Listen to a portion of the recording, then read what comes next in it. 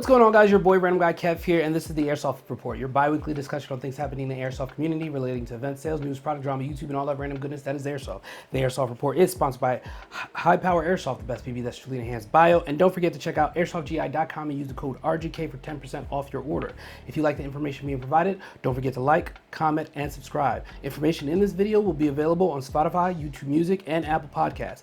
If you're listening to the audio version of this and want to watch, you can search RandomGuyKev on YouTube. Timestamps are provided below, so if you wish to skip ahead, please do so. Don't forget to like, comment, and subscribe. What's the deal? Airsoft GI has a GI Prime sale ending today. They're giving up to 60% off on select items. Visit AirsoftGI.com now to get started on your purchases. Red Wolf Airsoft, their summer sale is going on now. Use the code SUMMER12 to get an additional 12% off on select items at RedWolfAirsoft.com. What's happening in the industry? Code Red Headset just released two new headsets, the Battle Zero NX-BM Tactical Hybrid Bone Conduction Headset and the CQB NX Waterproof Close Quarters Battle Headset. Check out CodeRedHeadset.com for more information, or check out an authorized Code Red Headset dealer. Upcoming events and competitions are subject to change. Check with your event producer for more information. July 18th through the 20th, Centurion Combat Solution, Operation Santa Muerta in Indiana. July 19th and 20th, Mir Tactical, Crescent Directive, Pennsylvania. July 19th and 20th, Gun Gamers, the Pinneth Underworld, New York. July 26th and 27th, Mir Tactical, Esplanade Assault, Louisiana. And some airsoft competitions coming up. SXL Airsoft, July 19th, Event 4 at Paintball, Indiana in Indiana. SpeedQB, July 20th, 4v4 Limited Class Project N1 in California. NSL, July 26th and 27th, 3v3 Cup Seating Event 3 in Extreme Airsoft in Rhode Island. So let's get into our topic. Local versus online airsoft shopping. This is a question I asked on social media and wanted to get people's opinion on shopping locally versus shopping online. What are the primary reasons you often choose to buy from an online airsoft retailer versus instead of checking with your local airsoft retailer? I mean, there's a number of reasons people do it. I'm just curious to why. Like I know some people, they'll see it online and they'll prefer to buy it online because of the convenience, but not knowing that it may be cheaper if they go to their local store. And sometimes your local store may not carry it. That's why, that's one of the reasons why people don't do it. But you try to support both. But I feel like sometimes your first stop should be to check with your local store, see what they got, see if it makes sense, see if the pricing makes sense. And sometimes they do price matching. So if it's sold for a price online, you bring it there and I'm like, hey, this is sold for this price online. Hey, we'll match it and keep moving. Another reason, people don't support everybody. That's fine. I don't support every business personally, but that's also something that comes up. From US Airsoft, the reputation of the store owner altering new replicas to quote unquote make them better, skimming parts from customer replicas that come in for tech work, and wild prices that you'd have to be desperate to put up with. Yes, yes, and yes. I mean, sometimes we deal with scummy people that don't know the community and tend to just sell things at whatever price they feel like it and tend to fuck us over at the end. But, you go where you like at the end of the day. I actually preferred the OG. This one's from just_Kevin. I actually preferred the OG SoCal shop ecosystem, Extremetronics, GI, Gateway, Airsoft Masters. It was nice being able to go to a shop and see parts in person, knowing physically what I'm gonna buy to install. Online is a hellscape, especially with returns, but I guess people are lazy. I mean, sometimes, yeah, bro, like if I can point and click, keep moving, that's, sorry. _tactical_hostile. Convenience sometimes and distance from home could be a main reason, but I would gladly make a trip to our local shop due to the staff and customer service. Yeah, I'd say this all the time. If the customer service and the staff are great, people gonna keep coming back. If you give shitty service, why am I gonna support you? And I tell everybody, don't support places that you feel like treat you like shit and treat you like crap. Don't go there. What's the point? It's waste of time. Poppins patches. There's no local store. The nearest is 6 hours away, I believe. Bruh. If you have no local store, bruh, you go shop online. Do what you gotta do. I mean, some local shops have online stores, which is also good, and you might get it a little bit faster, which I also recommend to some people, because some stores do have online shops, and sometimes better just ordering from that shop instead of sometimes ordering to West Bumblefuck. But again, some stores don't carry everything you want, so you have to go online to get it. Convenience, of course. Atromix Beats. Online, you can get better prices. Like usually it's marked up by at least 50 bucks to buy it in an actual store. But at least you can usually test it before you buy it. That's the one thing I like, is that you can actually physically touch the item, make sure it's working as you want. But again, some stores price match. If they know they're coming in higher than somebody online, you just let them know, you show it like, hey, this is how much they're coming in. They'll work with you. I mean, that's most places, not every place. Callsign.rainbow. In Sweden, it's the price. Plain and simple. Our tax system in Sweden really screws local businesses over. Buy a riff in a local store for $350 or buy it online. The exact same for $250 from an online store outside of Sweden. Unfortunately, not a very hard choice. So that's a $100 price difference. That's crazy. That sucks, but I'm pretty sure there's, like you said, taxes and things that cause that issue, which is terrible. From Keystone, depends on what I'm getting. If it's something funky or a part, I'll buy online. Rest of the time, I try to buy local. Cool. Jake_Betty, the online one is my local shop. So usually I just drive there, get my parts, and play after. You see, and it's like, sometimes you can do will call. So like you order it online, you pay for it, and you just go there and pick it up. I mean, most places with like a lot of stores in the area, like California, and some in this area in the Northeast region, allow you to will call. So they'll have it online, you pay for it, and you just go pick it up, show your receipt. Hey, I'm coming to pick it up. Keep it moving. Distance. If it's an item my field can't obtain, then I go online.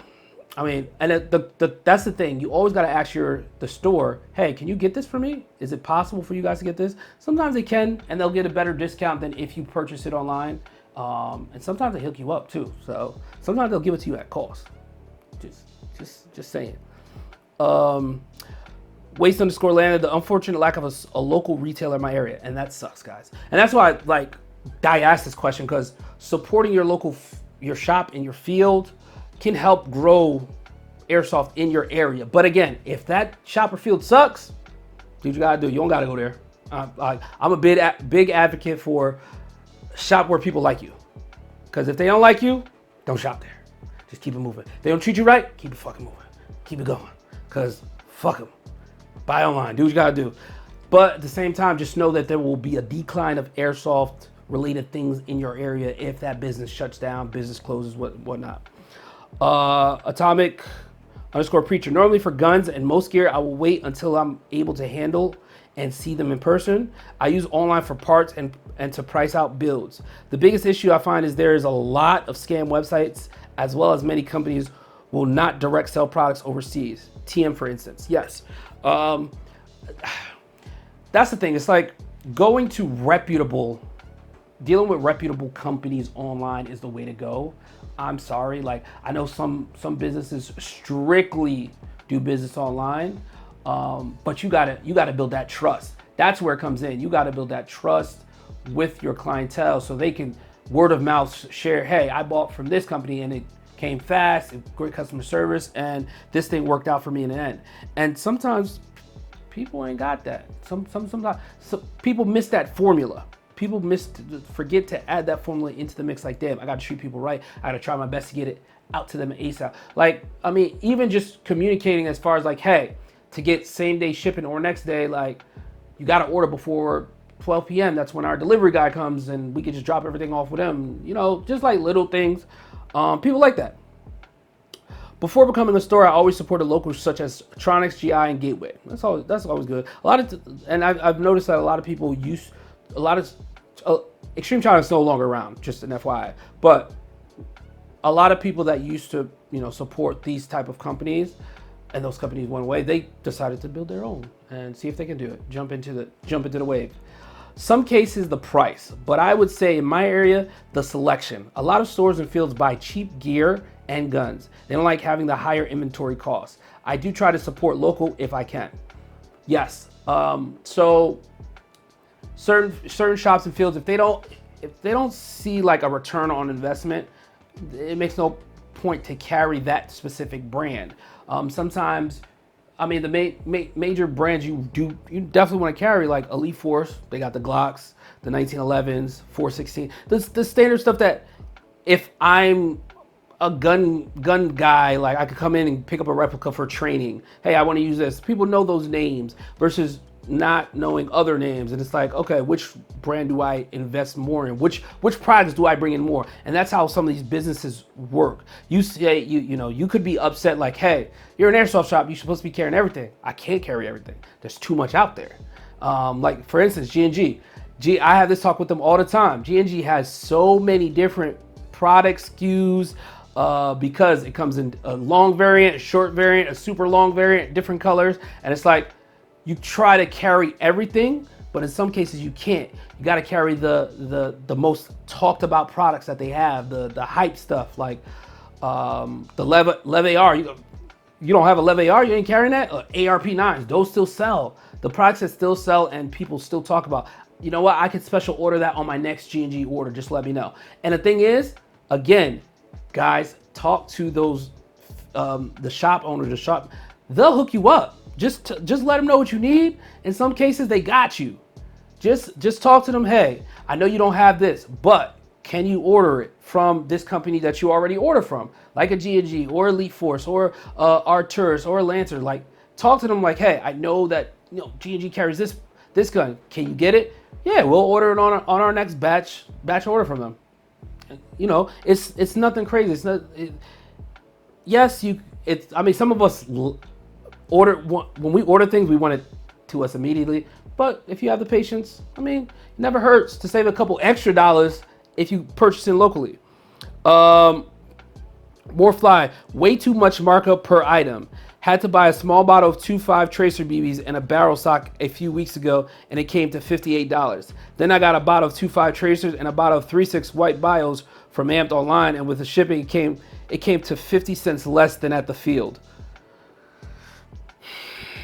I mean, again, go where you feel like your money can go pretty far. Tactical.transition. Used to go local whenever I could for advice on gear, brand, etc.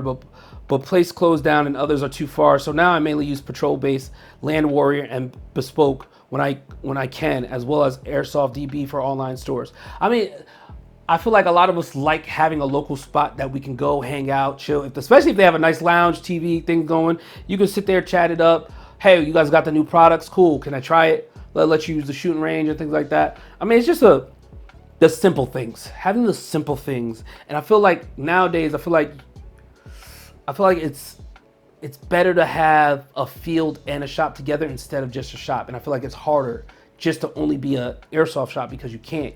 You have to be an airsoft shop with a paintball or Army Navy type thing. You have to be a mix of a couple different things. I'll go local when shops actually carry decent TM GBVR parts. Been waiting 5+ years. Yeah, nobody's gonna carry those. I'm not gonna hold you. Not everybody. Z197, S197. Never use online unless it's a part my field cannot order. Solid. Ease of access and price are the two biggest reasons for me, but I do prefer to shop from local stores when I can. I mean, guys, shopping local versus shopping online, again, there's pros and cons to both, but again, we keep talking about, hey, let's grow airsoft. You still kind of have to support your local field. You don't got to support all of them. Because I will tell you right now, I don't support all my local fields. I will not, I refuse. A lot of them I don't like. I know a lot of them smile in my face, talk about me behind my back. it always gets back to me. I know the tea, but I'm going to support who I like and who likes me, who fucks with the community, who helps out the community.